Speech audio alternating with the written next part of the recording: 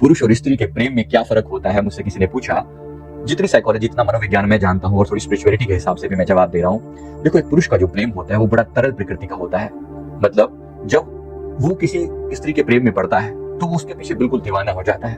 परमात्मा ने स्त्री को सौंदर्य दिया है, तो सौंदर्य के पीछे आमतौर पे पुरुष को अगर किसी से प्रेम हो तो बिल्कुल पागल हो जाता है, बिल्कुल उतावलापन उसके अंदर होता है बहुत ज्यादा। उसका प्रेम जो है वो पेट्रोल की तरह से होता है। पेट्रोल की तरह से अगर है तो फिर वो उसे तुरंत पाना चाहता है। अपने प्रेम को प्रकट करने के लिए उसके पीछे बिल्कुल पागल हो जाएगा, जो मर्जी साम दाम दंड भेद लगाकर उसको पाने का प्रयास करता है। ये पुरुष की प्रकृति है, नेचर के द्वारा कुछ चीजें हैं, तो उसको जानकर और फिर उसको ओवरकम कैसे करना है इसकी बात भी करेंगे। तो ये इस प्रकृति को समझना, इस प्रकृति को समझना। और अगर कोई बहुत ज्यादा किसी के पीछे दीवाना हो रहा है, इसका मतलब वास्तविक प्रेम अभी है या नहीं है, इस पर अभी बात करते हैं। मेन बात को समझना जरूरी है। उसके प्रेम के अंदर तीव्रता है, बहुत तीव्रता है, पाना चाहता है, वो पाना चाहता है। उसके पीछे वो दीवाना बना रहेगा जब तक वहां से हानि हो जाती है। पुरुष का प्रेम जो है वो मणिपुर चक्र से संबंधित है। वो जब उसे पा लेता है, एक बार उसकी तरफ से हाँ आ जाती है, फिर वो कुछ हद तक लापरवाह होने लग जाता है। देख लेना, बात को समझ लेना। ये आमतौर पर ट्रू है, इसमें प्लस माइनस सुधार हमेशा होंगे। मैं नहीं कह रहा हूं कि बिल्कुल जो मैं कह रहा हूं एकदम परम सत्य है। ये पूरी पुरुष जाति के प्रति बात हो रही है, तो बहुत सारी चीजें इसमें होते हैं। लेकिन जो मैं अभी बात कर रहा हूँ, ये साइकोलॉजी के हिसाब से है। बहुत अधिकतर हद तक ऐसा होगा कि वो एक बार उसको पोजेस कर लेता है। उसका काम, उसका जो मणिपुर चक्र का जो मकसद है ना, वो है पोजेशन।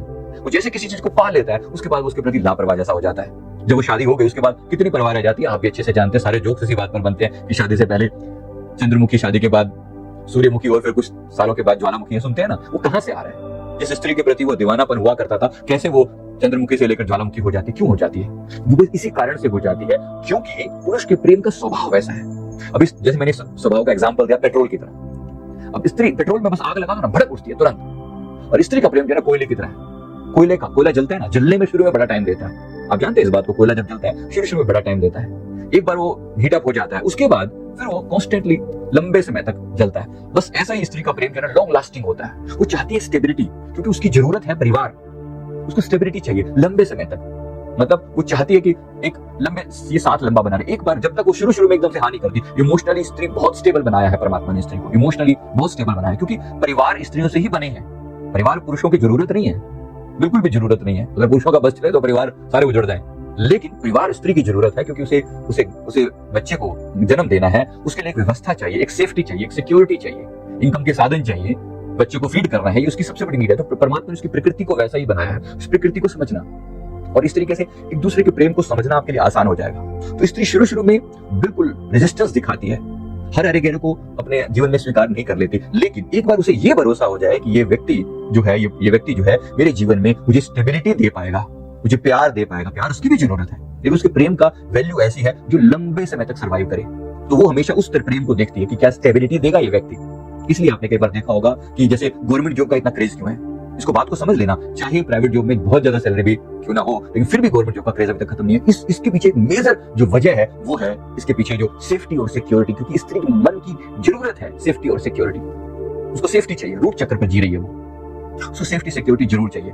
तो इसलिए अगर दोनों इस नेचर को समझ ले तो पुरुष की अपने उतावलेपन पर कंट्रोल करने की जरूरत है, और स्त्री को जिस तरीके से वो स्टेबिलिटी होती है और वो एक व्यक्ति पर फिर डिपेंडेंट हो जाती है पूरी तरह से, उसके साथ ये जिसकी साइकोलॉजी के साथ क्या है, और जैसे ही उसकी वो समर्पण कर देती है पति के प्रति, तो फिर पति उसके प्रति लापरवाह हो जाता है। इसलिए अधिकतर स्त्रियों को ये कंप्लेंट होती है कि मेरा पति मुझसे पहले जैसा प्यार नहीं करता।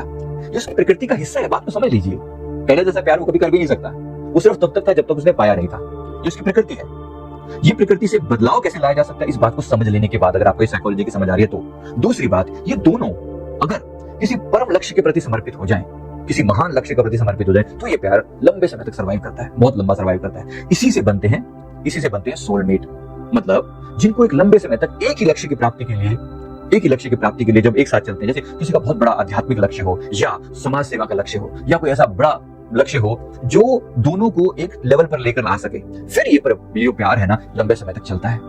तो इस तरीके से जीवन में कुछ ऐसे लक्ष्य को लाने की कोशिश करो जो आपके जीवन को में कॉमन हो, एक ऐसा गोल जिसमें दोनों की इन्वॉल्वमेंट और बहुत अच्छे से वो कॉमन गोल हो, और वो कॉमन गोल केवल संसार का पालन करना केवल इतने तक सीमित ना रहे, जैसे उसमें एक मुख्य चीज शामिल है जैसे सोशल सेवा, समाज की सेवा। अगर समाज की सेवा में दोनों एक साथ इन्वॉल्व हो जाए ना, फिर एक दूसरे के बिल्कुल जो ये पूरक बन जाते हैं, कॉम्प्लीमेंट्री बन जाते हैं। अगर ये दोनों मिलकर जो काम चलता है फिर बहुत अच्छे से रिजल्ट देता है। या जीवन में आध्यात्मिक लक्ष्य बना लेना, दोनों अपने अपने चक्रों पर काम करना और अपने आप चक्रों पर एक्टिवेट करने की पुरुष भी कोशिश करे तो उसका कंट्रोल अपने ऊपर आ जाएगा, और स्त्री भी अपने चक्रों पर काम करे और सेल्फ डिपेंडेंट भी अगर हो जाए तो दोनों का एक बेहतरीन अंदाज में समय, क्योंकि समय का कोई भरोसा नहीं, भगवान ना करे कभी पुरुष को कुछ हो जाए, किसी भी कारण से अगर जुदा होना हो जाए, तो स्त्री का अपनी स्टेबिलिटी अपने पास जरूर होनी चाहिए। ये बेहद इंपॉर्टेंट है, क्योंकि जिसके पास वो स्टेबिलिटी नहीं है, फाइनेंशियल सिक्योरिटी जिसके पास वो नहीं है, वो डिपेंडेंट जो हो जाते हैं ना, फिर वो गुलामी वाला बिहेवियर हो सकता है उसके साथ। याद रखना, ऐसा बहुत बार होता है, सब जगह नहीं लेकिन ऐसा बहुत बार होता है, याद रखना। इसलिए स्त्री को भी अपने फाइनेंशियल सिक्योरिटी पर काम करना बेहद जरूरी है। फिर दोनों का एक लक्ष्य हो जो कॉमन हो,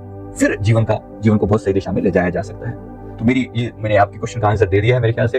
वीडियो कैसा लगा? अगर अच्छा लगा तो जरूर पसंद करें, लाइक करें और इस चैनल को जरूर सब्सक्राइब कर लें। Thank you very much.